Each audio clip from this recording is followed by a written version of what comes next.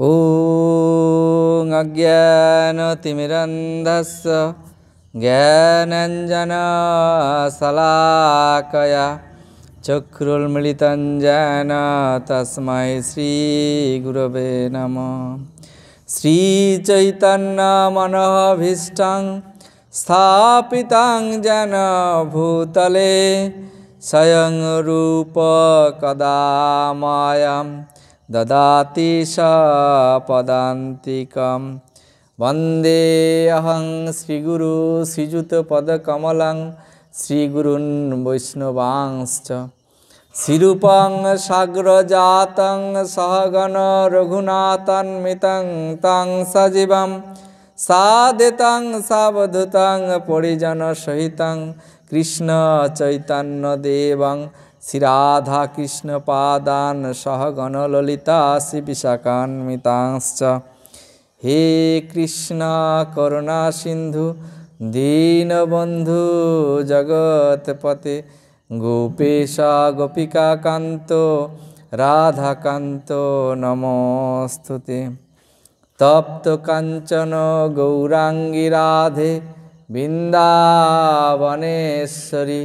विश्वभानुसुते देवी प्रणमामि हरिप्रिये। बिन्दाय तुलसी देवाय प्रियाय केशवश कृष्ण भक्ति पदे देवी सत्यवत्ताय नमो नमः। जय श्री कृष्ण चैतन्य प्रभु नित्यानंद श्री अद्वैत गदाधर श्रीवासादि गौरभक्तवृंद। वंशाकल्पतरुभ्यश्च कृपा सिन्धुभ्येव च पतितानां पावनेभ्यो वैष्णवेभ्यो नमो नमः। ॐ नमो भगवते वासुदेवाय। ॐ नमो भगवते वासुदेवाय। ॐ नमो भगवते वासुदेवाय। मूकं करोति वाचालं पंगुं लंघयते गिरिं यत्कृपातमहद्वन्दे परमानंद माधवं। नारायणं नमस्कृतं नरश्चैव नरोत्तमं देवीं सरस्वतीं व्यासं ततो जयमुदीरयेत्। আজকে একদিকে হচ্ছে মোক্ষদা একাদশী, আরেক দিকে হচ্ছে গীতা জয়ন্তী, অর্থাৎ ভগবান শ্রীকৃষ্ণ অর্জুনকে আজকের দিনে এই গীতার জ্ঞান দান করেছিলেন। মাত্র 700টি শ্লোকের মাধ্যমে ভগবান যাবতীয় সংসারের যাবতীয় প্রশ্ন আছে সমস্ত প্রশ্নের উত্তর ভগবান কিন্তু ওই গীতার মধ্যে দিয়ে গেছেন। কোন গুণের কি স্বভাব সেইগুলো একটু আলোচনা করব। আর এই 3 গুণে যখন মানুষ মৃত্যুবরণ করে কোন গুণের কি গতি, এই দুটো নিয়ে আমরা একটু আলোচনা করব, ঠিক আছে? প্রথম শ্লোক বলুন সকলে। শ্রী ভগবান উবাচ পরম ভূয় প্রবক্ষ্যামি জ্ঞানানাম জ্ঞানমুত্তমম যজ্ঞাতা মুনয় সর্বে পরাম সিদ্ধিমিত গতা। পরমেশ্বর ভগবান বললেন, পুনরায় আমি তোমাকে সমস্ত জ্ঞানের মধ্যে সর্বোত্তম জ্ঞান সম্বন্ধে বলবো।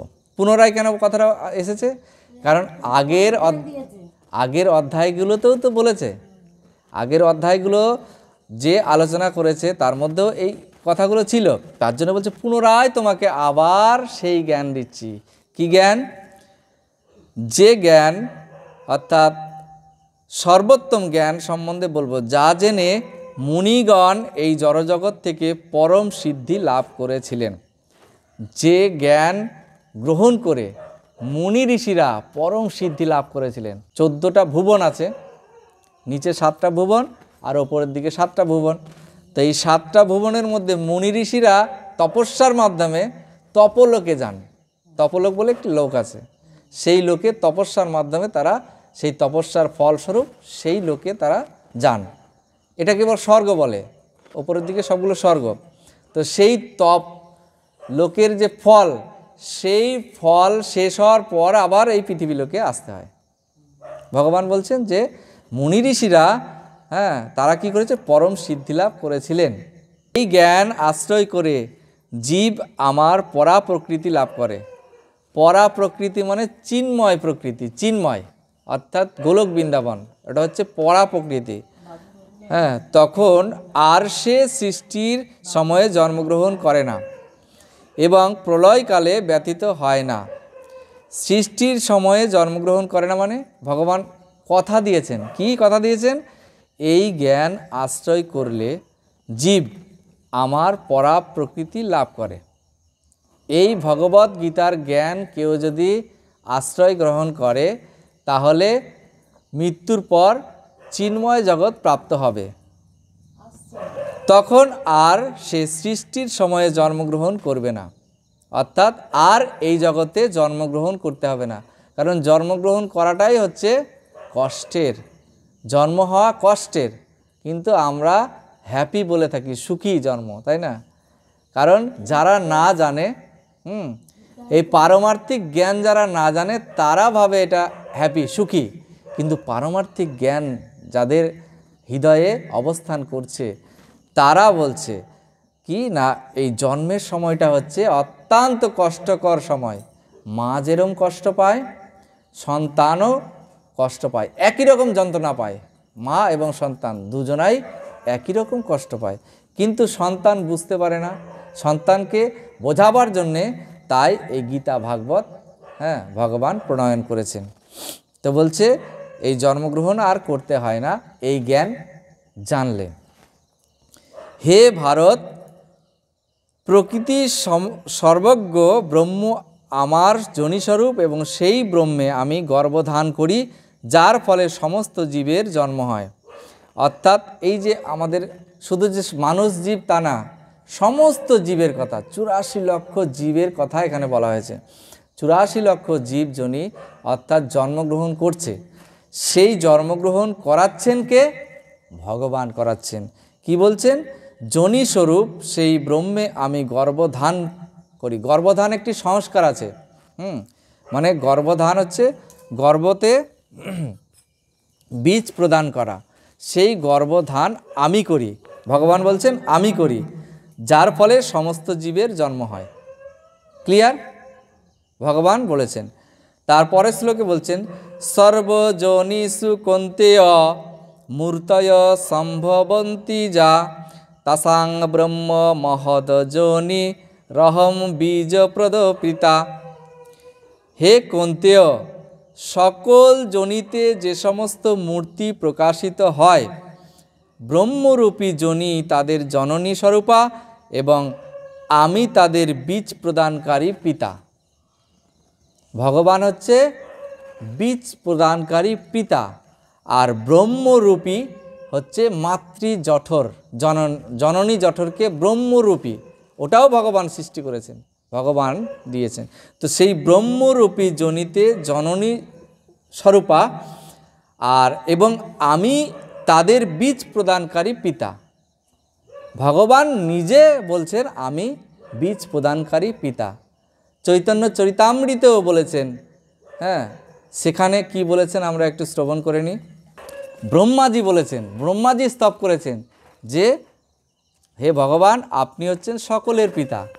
ভক্তিযোগে ভক্ত পায় যার দর্শন, সূর্য যেন সবিগ্রহ দেখে দেবগণ।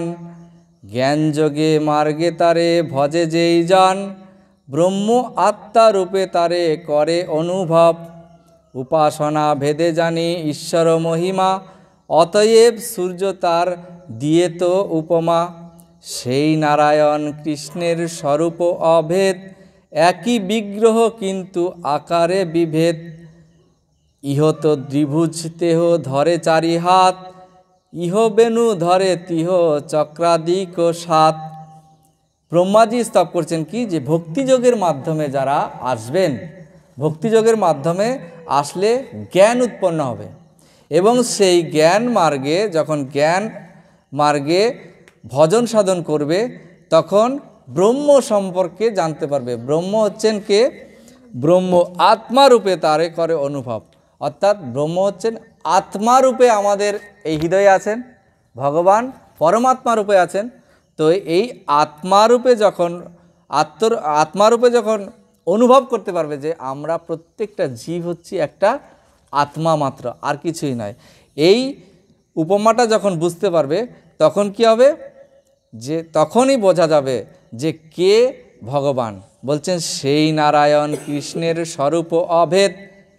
নারায়ণ আর ভগবান শ্রীকৃষ্ণ অভেদ, ভেদ নেই কোনো, ঠিক আছে? নারায়ণের আর কৃষ্ণের মধ্যে কোনো ভেদ নেই। একই বিগ্রহ কিন্তু আকারে বিভেদ।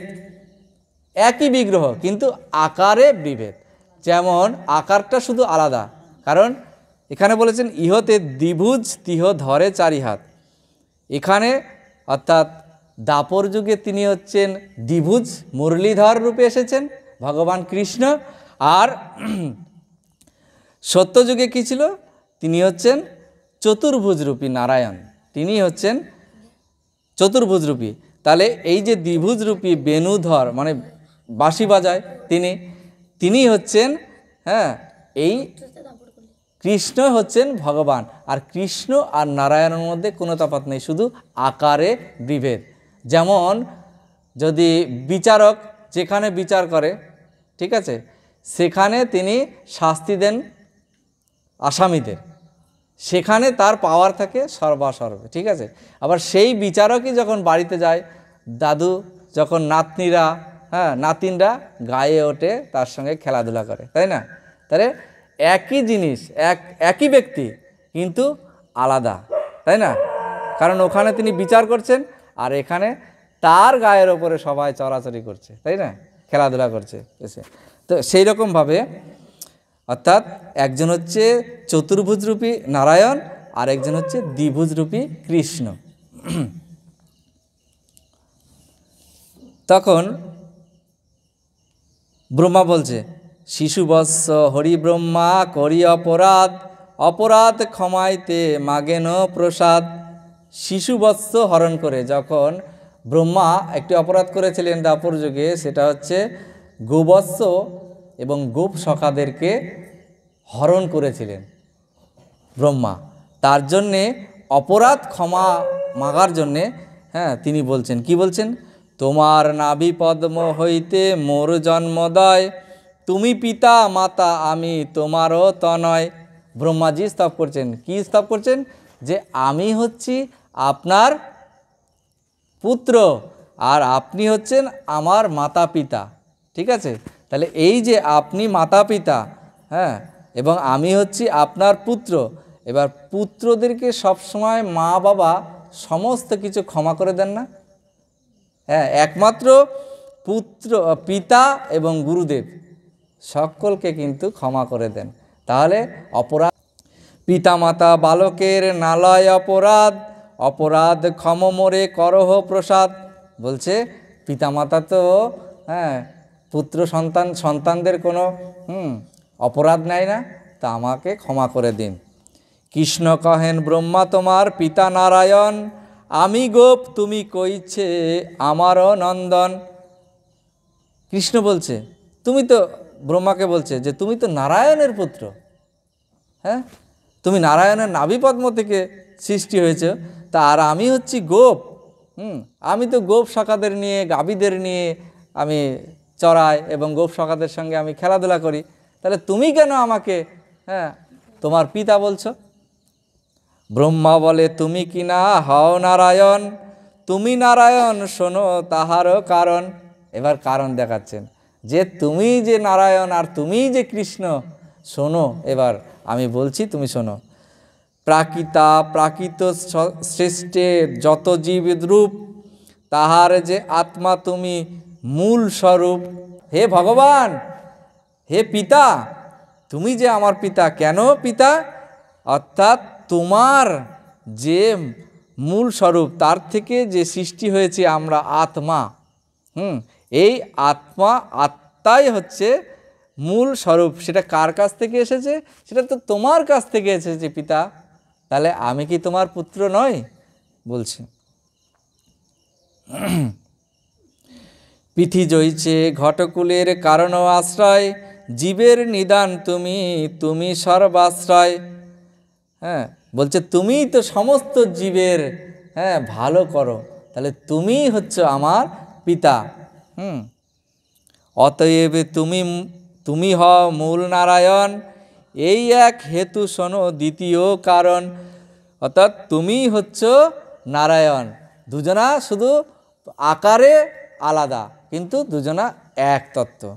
জীবের ঈশ্বর পুরুষাদি অবতার, তাহা সবা হইতে তোমার ঐশ্বর্য অপার। অতএব অধীশ্বর তুমি সর্বপিতা, তোমার শক্তিতে তারা জগত রক্ষিতা। তাহলে সর্বপিতা, সকলের পিতা হচ্ছেন ভগবান শ্রীকৃষ্ণ। হরি বল। তাহলে এখানে ব্রহ্মাজি তিনি প্রতিষ্ঠা করলেন যে সকলের পিতা হচ্ছেন কে? শ্রীকৃষ্ণ। ভগবান হচ্ছেন সকলের পিতা। তো আমরা যেখানে ছিলাম, সত্যরজস্তম ইতি গুণা প্রকৃতি সম্ভবা, নিবদ্ধন্তি মহাবাহ দেহে দেহি নমব্যয়ম। হে মহাবাহ, জরা প্রকৃতি থেকে জাত সত্য রজতম এই তিন গুণ এই দেহের মধ্যে অবস্থিত অব্যয় জীবকে আবদ্ধ করে। অর্থাৎ ভগবান হচ্ছে নির্গুণ, তো সেই ভগবানের অংশ আমরা। তো ভগবানের অংশ হলে তো নির্গুণ হব আমরাও, তাই না? কিন্তু এই জরা প্রকৃতি, এই জড়জগতে, এই প্রকৃতিতে এসে আমরা তিন গুণে বাধা পড়ে গেছি। কি কি গুণ? সত্যগুণ, রজগুণ আর তমগুণ। এই তিন গুণ দ্বারা আমরা বাধা পড়ে গেছি, আবদ্ধ হয়ে গেছি। ঠিক আছে? হে নিষ্পাপ, এই তিনটি গুণের মধ্যে সত্যগুণ হচ্ছে নির্মল হওয়ার ফলে প্রকাশকারী ও পাপ শূন্য এবং সুখ ও জ্ঞানের সঙ্গের দ্বারা জীবকে আবদ্ধ করে। তাহলে সত্যগুণ কেমন? সত্যগুণ হচ্ছে নির্মল, মানে একেবারে পরিষ্কার। নির্মল মানে পরিষ্কার, মানে মন পরিষ্কার। ঠিক আছে? আর কি? এই নির্মল মনে পাপ শূন্য, যাদের নির্মল মন, পরিষ্কার মন, তাদের পাপ শূন্য, তারা হচ্ছেন পাপ শূন্য। এবং সুখী, তারা হচ্ছেন সুখী। তারা কখনো দুঃখকে দুঃখ পাবেন না, সুখকে সুখ পাবেন না। তারা হচ্ছেন সত্যগুণে। এবং জ্ঞানের সঙ্গের দ্বারা জীবকে আবদ্ধ করে। জ্ঞানের সঙ্গ মানে প্রকৃত জ্ঞান হচ্ছে গীতা ভাগবতের জ্ঞান। এই জ্ঞানের সঙ্গের দ্বারা যে জীব আবদ্ধ থাকে সবসময়, গুরু গোবিন্দের সঙ্গে যারা আবদ্ধ থাকে, গুরু গোবিন্দের নির্দেশ মতো যারা চলে, তারা হচ্ছে সত্যগুণে অধিষ্ঠিত। এই সত্যগুণে থাকলে, মানে সেই গুণে থাকলে আমাদের কীরকম মন হবে? নির্মল মন হবে, পবিত্র মন হবে, পাপ শূন্য মন হবে। আর আমরা সুখী হব, সুখ পাব। আর জ্ঞানের সঙ্গের দ্বারা জীবকে আবদ্ধ করছে বলে জ্ঞান আরোহণ করতে পারবো আমরা। ঠিক আছে? তাহলে সত্যগুণের কি কি ফল আমরা পেলাম, মানে কি কি গুণ থাকলে সত্যগুণ হচ্ছে? রজ রাগাত্মকং বিদ্ধি তৃষ্ণা সঙ্গম মুদ্ভবম তন্মিদ্ধাত ধান্তি কন্তেয় কর্ম সঙ্গেন দেহি নম। হে কন্তেয়, রজগুণ অনুরাগাত্মক এবং তা তৃষ্ণা ও আসক্তি থেকে উৎপন্ন বলে জানবে। তৃষ্ণা মানে এখানে জল তৃষ্ণার কথা বলা হয়নি। তৃষ্ণা মানে সবসময় একটা পাওয়ার আশা, পাওয়ার চিন্তা। কাকে আমি, কার কাছ থেকে আমি কিছু পাবো, কার কাছ থেকে জায়গাটা নেব, কার কাছ থেকে একটু খাবার পাবো, এই যে এই তৃষ্ণাগুলো থাকে। তৃষ্ণা মানে চাওয়া পাওয়া যেটাকে বলে। আর কি? আসক্তি তো সবাই জানেন যে আসক্তি মানুষের শেষ হবে না। একটা চাহিদা পূরণ হবে, আবার আরেকটা চাহিদা চলে আসবে। এই চাহিদা থেকে আসক্তির জন্ম হয়। আস্তে আস্তে আস্তে আস্তে আরও কিছু চাই, আরও কিছু চাই, আরও কিছু চাই, মানে একটা পূরণ হবে তো আরেকটা চাই। এটাকে বলে আসক্তি। বা কারো প্রতি আসক্তি হওয়া, বা কোনো জিনিসের প্রতি আসক্ত হওয়া, কোনো খাবারের প্রতি আসক্ত হওয়া, এগুলো উৎপন্ন করে জানবে কোন গুণে থাকলে? রজগুণে থাকলে। তাহলে সত্যগুণে থাকলে কি কি আমরা দেখতে পেলাম? নির্মল মন হবে, পরিষ্কার পরিচ্ছন্ন মন হবে, সে পাপ কর্ম করবে না, পাপ থেকে মুক্ত থাকবে, আর কি সুখ পাবে, আর জ্ঞান আরোহণ করার চেষ্টা করবে, হ্যাঁ, এবং জ্ঞানী হবে, তিনি সত্যগুণে থাকবেন। সত্যগুণে আছে ভাবতে হবে। আর রজগুণে কারা আছে? যাদের তৃষ্ণা বেশি, চাওয়া পাওয়া বেশি, আসক্তি বেশি, লোভ লালসা বেশি, তারা রজগুণের মধ্যে আছে। তাহলে সেই গুণ রজগুণে জীবকে সকাম কর্মের আসক্তির দ্বারা আবদ্ধ করে। আর তমগুণে থাকলে কি হয়?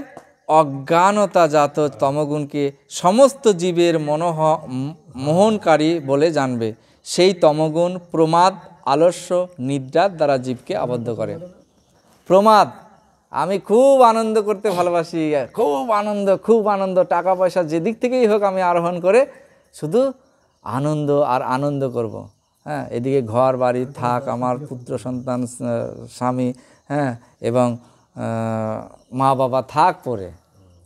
এরকম আছে না সংসারে? অনেক লোক আছে এরকম, তাই না? তো তারা কোন গুণে থাকেন? রজনা, তমগুণে থাকেন তারা, ঠিক আছে? আর কি?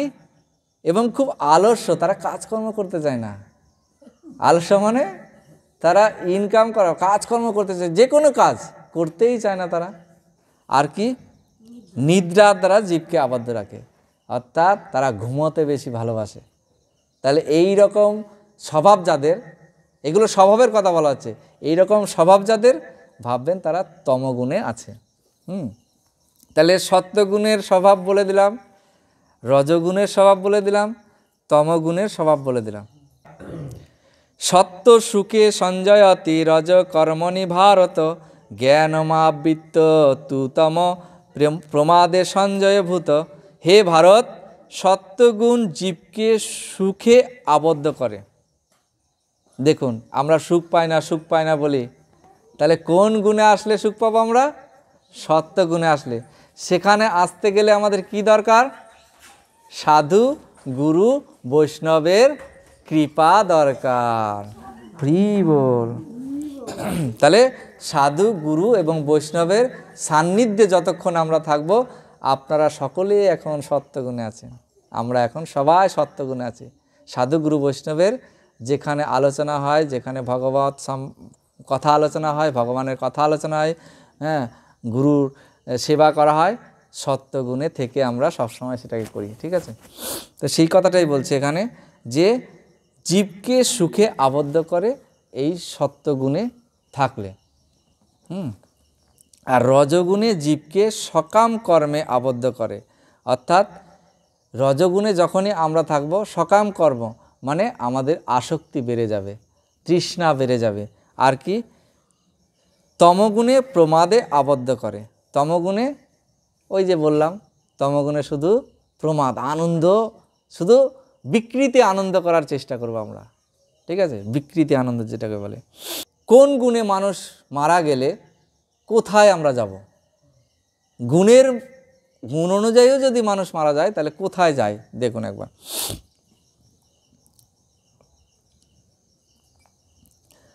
যদা সত্যে প্রবৃত্তে তু প্রলয় জাতি দেহ ভৃত, তদত্ত মবিদ্যাম লোকন মলান প্রতিপদ্যতে। যখন সত্যগুণ বৃদ্ধিপ্রাপ্ত কালে দেহধারী জীব দেহত্যাগ করেন, তখন তিনি মহর্ষিদের নির্মল উচ্চতর লোকসমূহে লাভ করেন। ভগবানের প্রথম শ্লোক ছিল এটাই, যে যারা জ্ঞান আশ্রয় করে, যে জীব জ্ঞান আশ্রয় করবে, তিনি আমার পরাপ্রকৃতি লাভ করবে। এবং তারা আর কোথায় যাবে? মুনি ঋষিগণরা জড়জগৎ থেকে পরম সিদ্ধি লাভ করেছিলেন। মুনি ঋষিদের কাছে আমরা যেতে পারবো সত্যগুণে থাকলে। তাহলে মুনি ঋষিরা কোন লোকে আছে? এই যে দেহত্যাগ করলে, সত্যগুণে যদি দেহত্যাগ করে, তখন তিনি মহর্ষিদের নির্মল উচ্চতর লোকসমূহ লাভ করবে। তাহলে তপলোক, ঠিক আছে? তপলোক মানে তপস্যার দ্বারা যারা যায় তপলোকে যায়, তো সেই তপলোক ধারণ করবে। আর রজশ্রী প্রলয় গতা কর্ম সহিষ্ণু জায়তে তথা প্রলীন নস্ত মহসি মূঢ় যৌনিষু জায়তে। রজগুণে মৃত্যু হলে কর্মাসক্ত মনুষ্যকুলে জন্ম হয়, তেমনি তমগুণে মৃত্যু হলে পশুজনিতে জন্ম হয়। তাহলে রজগুণে যারা আছেন বা থাকবেন তারা আবার মনুষ্যকুলে জন্মগ্রহণ করবেন, ঠিক আছে, রজগুণে যারা আছেন। আর যারা তমগুণে থাকেন তারা আর মনুষ্যকুল পেলেন না, তারা কোথায় গেলেন? পশুকুল পাবেন। আর পশুকুল থেকে কবে যে আবার মনুষ্যকুলে আসবেন কেউ বলতে পারে না। যদি কোনো দিন কোনো সুকৃতি বা কোনো ভালো কর্ম করে থাকেন আসতে পারেন, আর তা না হলে সেই পশু জন্ম থেকে আবার সেই 84 লক্ষ জীবজনী ভ্রমণ করে তারপরে আবার মনুষ্য জন্ম পেতে হবে, ঠিক আছে। তাহলে তমগুণটা খুব খারাপ গুণ, তাহলে সেই গুণে যদি মারা যায় মানুষ পশুজনী প্রাপ্ত হয়। আর রজগুণে যদি মানুষ মারা যায় তাহলে ওই যে আশা আকাঙ্ক্ষা থাকে, ওই আশা আকাঙ্ক্ষাগুলো আবার পূরণ করার জন্য মনুষ্যলোকে আবার জন্ম হয়। আর যারা সত্যগুণে থাকে তারা উচ্চতর লোক পায়, ঠিক আছে।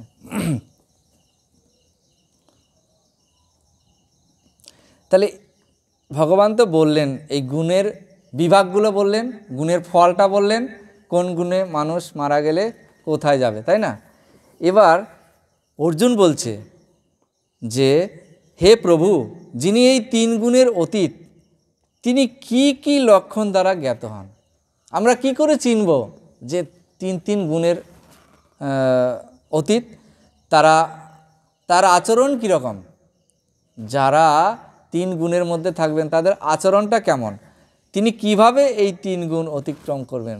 তাহলে এই গুণকে অর্থাৎ 3 গুণকে অতিক্রম করতে গেলে সত্যগুণ, রজগুণ, তমগুণ, এই 3 গুণের ঊর্ধ্বে যেতে গেলে নির্গুণ স্তর, সেই নির্গুণ স্তরে যদি যেতে হয় তাহলে আমাকে বলুন কি করতে হবে, ঠিক আছে। অর্জুন প্রশ্ন করছেন ভগবানকে। ভগবান বলছেন শ্রী ভগবান উবাচ প্রকাশ চ প্রবৃত্তি চ মোহমেব চ পাণ্ডব ন বৃষ্টি সংপ্রবৃত্তানি ন নিবৃত্তানি কাক্ষান্তি উদাসীন বদাসীন গুর্ণেন ন বিচালতে গুণাবর্তন্ত ইতেবম জোহবতিষ্ঠতি নিঙ্গতে সমদুঃখ সুখ স্বস্থ সমলোষ্টাশ্চ কাঞ্চন তুল্যপ্রিয়া প্রিয় ধীরস্তু নিন্দাস্ত সংস্তুতি মানাপমান সমতুল্য মিত্রারি পক্ষয় সর্বারম্ভ পরিত্যাগী গুণতীত স উচ্চতে। পরমেশ্বর ভগবান বললেন হে পাণ্ডব, যিনি প্রকাশ প্রবৃত্তি মোহ আবির্ভূত হলে দেশ করেন না, মানে রাগ করেন না, কোনো কিছুতে রাগ করেন না, কারো কথাতে তিনি রাগ করেন না, হ্যাঁ, কারো যদি কোনোরূপ বিকৃতি প্রকাশ পায়, মানে রেগে কথা বলে না, কোনো কিছু মনে করেন না। যিনি কোনো কিছুর উপর মোহ আবির্ভূত হয় না এবং কোনো কিছুর দেশ করেন না, এবং দেশ মানে রাগ করেন না, সেগুলি নিবৃত্তি হলে আকাঙ্ক্ষা করেন না, যিনি উদাসীনের মতো অবস্থিত থেকে গুণসমূহের দ্বারা বিচলিত হন না, কিন্তু গুণসমূহ স্বীয় কার্যে প্রবৃত্ত হয়, এভাবে জেনে অবস্থান করেন এবং তার দ্বারা চঞ্চলতা প্রাপ্ত হন না, খুব ধীর স্থির চঞ্চলতা প্রাপ্ত হন না। তিনি আত্মস্বরূপে অবস্থিত এবং সুখ দুঃখে সমভাবাপন্ন।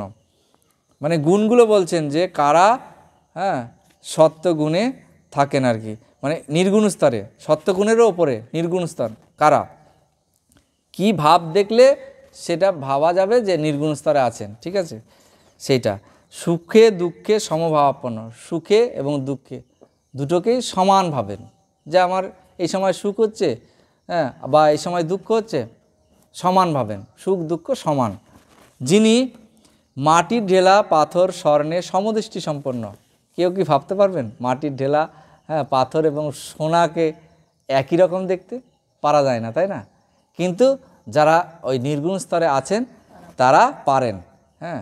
যিনি প্রিয় এবং অপ্রিয় বিষয়ে সমভাবাপন্ন, প্রিয় এবং অপ্রিয় দুটোকেই সমান ভাবেন, যিনি ধৈর্যশীল, যার খুব ধৈর্য আছে, এবং নিন্দা স্তুতি মান অপমান সমভাবাপন্ন।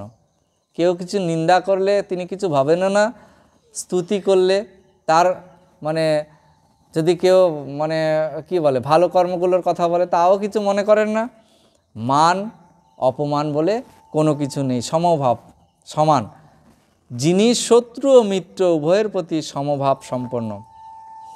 ভাবা যায় শত্রুর সঙ্গেও সমানভাবে চলতে হবে, মিত্রের সঙ্গে বন্ধুর মতন দেখতে হবে শত্রুকেও, হ্যাঁ। তাহলে বলছে শত্রু মিত্র উভয়ের প্রতি সমভাব সম্পন্ন, যিনি সমস্ত কর্মোদ্যম পরিত্যাগী, তিনি গুণাতীত বলে কথিত হয়। গুণাতীত, 3 গুণের অতীত, এই রকম স্বভাব যদি কারোর থাকে তিনি হচ্ছেন 3 গুণের অতীত। আর 3 গুণের মধ্যে কি কি স্বভাব থাকলে 3 গুণের মধ্যে বলে দিলাম। এবার বলছেন ভগবান, মাম চ জহ ব্যভিচারেণ ভক্তি যোগেন সেবতে সগুণান সমতীত তান ব্রহ্ম ভুয়ায় কল্পতে। তাহলে এই গুণগুলো আসতে গেলে কি করতে হবে ভগবান বলছেন। এবার এই গুণগুলো যদি তোমরা আনতে চাও বা এই গুণের অতীত হতে চাও, তাহলে ঐকান্তিক ভক্তিযোগ সহকারে আমার সেবা করো। গুরুর সেবা করতে হবে, ভগবানের সেবা করতে হবে ঐকান্তিক ভক্তি সহকারে। তিনি প্রকৃতির সাথে সমস্ত গুণকে অতিক্রম করে ব্রহ্মভূত স্তরে উন্নীত হতে পারবেন। কারা হতে পারবেন? যারা ভক্তিযোগ অবলম্বন করবেন, ঐকান্তিক ভক্তিযোগ, যে গুরু এবং কৃষ্ণ, ভগবান শ্রীকৃষ্ণ এবং গুরু, যিনি ঐকান্তিকভাবে ভক্তি করবেন, ভক্তিযোগের সঙ্গে যুক্ত থাকবেন, তিনি ওই গুণে উপনীত হতে পারবেন। শেষ শ্লোক, ব্রহ্মণ হি প্রতিষ্ঠায় মম তসাবায়স্য চ শাশ্বতস্য চ ধর্মস্য সুখ সৈকান্তিকস্য চ। আমি নির্বিশেষ ব্রহ্মের প্রতিষ্ঠা বা আশ্রয়, অব্যয় অমৃতের, শাশ্বত ধর্মের এবং ঐকান্তিক সুখের আমি আশ্রয়। ভগবান বলে দিচ্ছেন যে আশ্রয় যদি করতে হয়, সুখ যদি পেতে হয়, ঐকান্তিক সুখ যদি পেতে হয়, গুরু গোবিন্দের সঙ্গ ত্যাগ করলে চলবে না। গুরু গোবিন্দের নির্দেশ মতো চললে তবে কি হবে? ঐকান্তিক সুখ পাওয়া যাবে, এবং সেটা কে দেবে? ভগবান ঐকান্তিক সুখ, বলছে আমি আশ্রয়, আমি সেই সুখ দেব। তাহলে দুঃখ কেন পাই আমরা সংসারে, তাই না? আমরা দুঃখ তো পাবোই, আমরা জানি না কোনো কিছু কিভাবে চলতে হবে, তাহলে দুঃখ পাবো না? ভগবান শেখাচ্ছেন তো, তাই না? গীতার মাধ্যমে তো ভগবানের মুখ নিঃসৃত বাণী, এটা একবারে ভগবান দিয়ে গেছেন, তিনি বলে গেছেন। তো তাহলে তার মানে এই যে মুখ নিঃসৃত বাণী, সেটাকে যদি আমরা না মানি, আমরা সুখ পাবো না দুঃখ পাবো? দুঃখই পাবো শুধু। আর আমরা যদি এগুলো মানি, তাহলে প্রতিনিয়ত আমরা সুখ পাবো, এবং গুরুদেব গোবিন্দের সঙ্গে যদি আমরা যুক্ত থাকি, তাহলে সুখ আমরা পাবো। আর না হলে আমাদের সুখের রাস্তা কিন্তু কাটা পড়ে আছে।